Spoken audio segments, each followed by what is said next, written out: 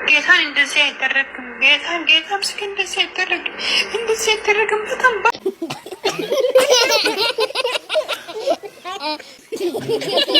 እስከ መች ነው እንደዚህ የሚቀጥሉት? እንዲሁ ግግም ብላችሁ እኔን ከምታሙ ስራ ብትሰሩ ይሻላል። እኔ እኮ አሁን ኮካኮላ የተገኘሁበት ምክንያት የስራ ውጤት ነው። እውድሽ ነበረ ጠላዎች ምን አገባኝ። የሰው ልጅ እኮ ይቀየራል። ትናንት እንደዚህ አልነበርሽም። አምና የለበስኩትን ልብስ ዘንድሮ አልለብሰውም። አብዛኞቹ ለሞራላችሁ ብለን እኮ ነው እየገባን እንዳልገባን እያወቅን እንዳላወቅን ስትዋሹንም መጨረሻችሁን እንየው ብለን ዝም የምንላችሁ ሞኞች ሆነን እኮ አይደለም። ሰላም እንዴት ናችሁ ቤተሰብ? ሰላማችሁ ብዝት ይበል እያልኩኝ ዛሬ በአዲስ ቪዲዮ ከች ብያለሁ። እውነት ለመናገር ቪዲዮ በብሩኬና በሀይሚ ቪዲዮ በተቃውሞ ቪዲዮ አንድም ቀን ሰርችባቸው አላውቅም። ነገር ግን ዛሬ የእውነት ልሰራባቸው ተገደድኩኝ ማለት ነው። ከቻላችሁ ለብሩኬና ለሀይሚ ይህን ቪዲዮ አድርሱልኝ። ምክንያቱም እኔ ብሩኬና ሀይሚን ምንም አይነት ቪዲዮ ተቃውሞ ሰርችባቸው አላውቅም። እንደው ከሰራሁባቸውም በመጀመሪያ አካባቢ ብዙ ልጆች አይሰሩባቸውም ነበረ። ሀይሚና ብሩኬ ለምን ጥንድ ሆናችሁ አትሰሩም ብዬ ቪዲዮ ሰራባቸው ነበር፣ በጣም ብዙ ጊዜ ማለት ነው። የምታውቁት ታውቁኛላችሁና በዛ ሰዓት ደግሞ እንደዛ ያልኩበት ምክንያት ብሩኬ በጣም ስነ ስርዓት ያለው ልጅ ነበረ። በእርግጥ ሀይሚ ተዋሻለች፣ ከነ አብርሽ ጋር ከነ ሩታ ጋር እየዋሸች ሳለቅስ ነበረ። ብሩኬ ግን በጣም ጨዋ ልጅ ነበረ። ለማስታረቅ ምናምን ነው እንጂ ጣልቃ የሚገባው እንኳን በጣም እንደዚህ አይነት ነገር አያውቅም ነበር። እና በዛን ሰዓት ለምን አንድ ላይ አይሰሩም? ዩቲዩብ ደግሞ እንደዚህ ከካሜራ ጀርባ ሆናችሁ ብቻችሁን ሆናችሁ በፍጹም ዩቲዩብ አያድግላችሁም። ዩቲዩብ የሚያድገው ጥንድ ሆናችሁ፣ በተለይ በአሁኑ ሰዓት ወይ ፍቅረኛሞች ነን ብላችሁ እንደዛ እየተላላሳችሁ ምናምን ስትመጡ ነው ዩቲዩብ የሚታየውና እነሱም ያው አንድ ላይ መጡ ባልናቸው መሰረት ሲመጡ ደግሞ በጣም ስነ ስርዓት ኖሯቸው ተመልካች ይሄን አድርጉ ይሄን አታድርጉ ሲላቸው እሺ ብለው፣ ስድብም እኮ ይኖራል። አዎ ዩቲዩብ እኮ ስትሰሩ እንኳን ትልልቅ ዩቲዩበሮች እኛ ትንንሽ ዩቲዩበሮች ከካሜራ ጀርባ እንኳን እያልን ምናችንንም የማያውቁን የሚሰድቡ ልጆች አሉ። ኮሜንት እያጠፋን ነው እንጂ ነገር ግን ሪፕላይ እንኳን አድርገን እኛ አልሳደብም። በነገራችን ላይ ለምንድን ተቀላችሁ?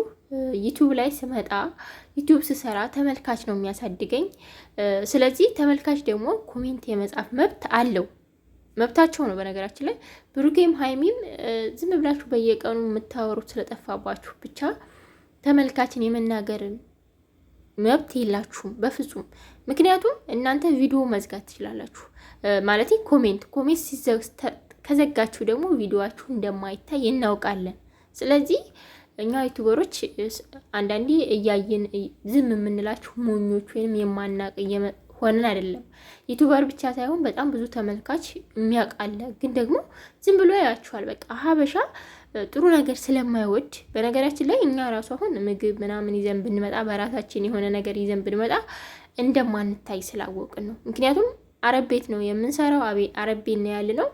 ቪዲዮ ለመቅረጽ እንኳን ጊዜ የለንም ታውቃላችሁና እንደዛ ስለሆነ እኛ እይታ አይኖረንም ብለን ስለምናስብ ነው ከካሜራ ጀርባ እንኳን የምንሰራው። እንደ ማንኛውም ሙሉ አካል አለን፣ መስራት የማውራት አቅሙ አለን። ነገር ግን አረብ ቤት ነው ያለነው፣ እንደነሱ ያማረ ቦታ ቪዲዮ መቅረጽ አንችልምና ሁሉ ነገር ብዙ ነገር የምናውቅ ልጆች ነን። የምናያችሁ የሚያዋችሁ በእርግጥ እኔ ብዙ ጊዜ ማላያቸውም፣ ነገር ግን ቪዲዮ ሲንሸራሸር ባለፈ ሀይሚ የተሳደበችውና ዛሬ የተሳደበውን ብሩኬ በደንብ አይቼዋለሁና ባለፈ እንግዲህ ሀይሚ እየተሳደበች ነበረ ተመልካችን በጣም እያንቋሸሸች፣ ተመልካች ምንም እንደማያውቅ መሀይም እንደሆነ ልብስ እንደማይቀያየር እንደዛ አይነት እየተናገረች ነበረ። ነገር ግን ሀይሚ እዚህ ጋር የረሳሽው ነገር ምን እንደሆነ ታውቂያለሽ?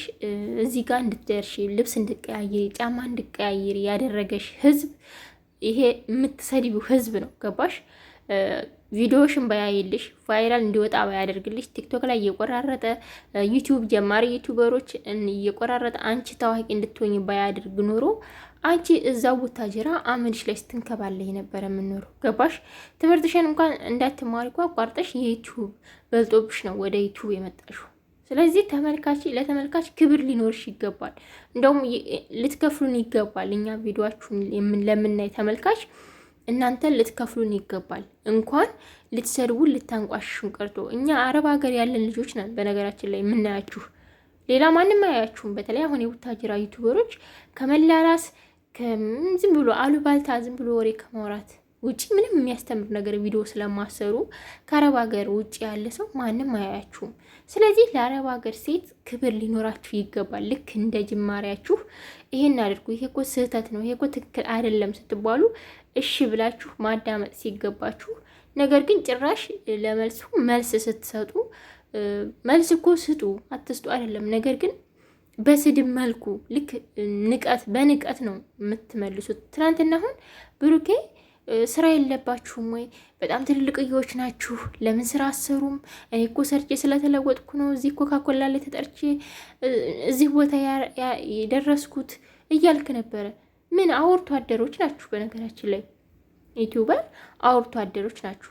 በእርግጥ ጊዜው ያውርቶ አደር ስለሆነ ነው እንጂ ምንም ሰርታችሁ ምንም ፈጥራችሁ ፈጠራ አንዳንዴ እኮ አዲስ ነገር ፈጥራችሁ በራሳችሁ እኮ ብትታወቁ ችግር የለውም። ትልቅ ደረጃ ደረስን ብላችሁ እኮ ብታወሩ ችግር የለውም። ነገር ግን አውርቶ አደሮች ናችሁ። እኛ የመዳም ቅመሞች እንበልጣችኋለን። በነገራችን ላይ እንደው ያው አንዳንዴ የመዳም ቅመም ሲባል ራሱን ያስጠላኛል። ምክንያቱም እኛ የእነሱ አጣፋጭ አይደለንም። የመዳም ቅመም ብለው ስም ያወጡልን እንደውም በቃ አይደለ የእኛን ልብ ለመንካት እንደዛ ነው የሚመስለኝ እንጂ እኛ የራሳችንን ህይወት ነው የምናጣፍጠው ማለት ነውና ብሩኬን ምንም እንደማናቅ መሀይም ስራ ለምን አሰሩ ምናምን። እኛማ እኮ እየሰራን ነው። እንደውም የምናያችሁ በነፃ ዋይፋይ ስለሆነ ነው እንጂ አናያችሁ ነበረ። ነገር ግን እኛ እናንተን ስላሳደግናችሁ ተገላቢጦች ጭራሽ እናንተ እኛን ስትሳደቡ ትንሽ አይሰቀጥጣችሁም? ሸማ አይዛችሁም? ለማንኛውም እኔ መናገር የፈለግኩት አሁን ትላንት እንደዛ ብሩኬ ሲናገር ሀይሚ ባለፈው በሰራችሁ ቪዲዮ መስራት ፈልጌ ነበር። ነገር ግን አንዳንዴ ንቆ ማሳለፍ ጥሩ ነው ብዬ አለፍኳቸው። ልክ እንደ ማንኛውም ዩቱበር አጥቤ ላሰጣችሁ ፈልጌ ነበረ። ነገር ግን ዝም ብዬ አልፊያት ነበር። ሀይሚ ግን ደግሞ በእርግጥ መሳደብ ያፈምሳል። የሆነ ነገር ስትናገሩ ነው ቪዲዮአችሁን ቫይራል እየወጣ የሚሄደው። ለዛ ይመስለኛል ሀይሚ ባለፈው ያን ነገር ስትናገር፣ ዛሬ ደግሞ ብሩኬ መጥቶ ሁኪርስ ምን ታመጣላችሁ ምናምን እያለ በቃ መብታችን ነው እየተላላስክ እስከመጣ ድረስ። ብሩኬ ምን አለመሰላችሁ ስታሙኝ ኃጢአት ትገባላችሁ እያለ ነበረ።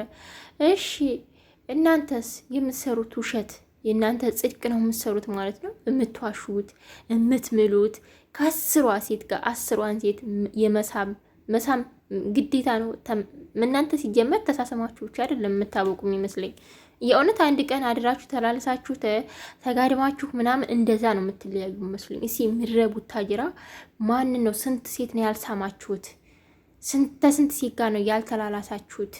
እስኪ እሱን ንገሩን። እሱ ኃጢአት አይደለም ወይ? እሱ ጽድቅ ነው ወይ? የምትሰሩት ነገር ጽድቅ ነው ወይ? ምንድን ነው እያስተማራችሁ ያላችሁት? ሲጀመር ወደ ዩቲዩብ ላይ ስትመጡ ይሄን ነገር ራሱ ማስተማር ለሰው ልጅ ራሱ ፈተና መሆን ኃጢአት እንደሆነ መቼም አላውቅም አትልም አይደለ?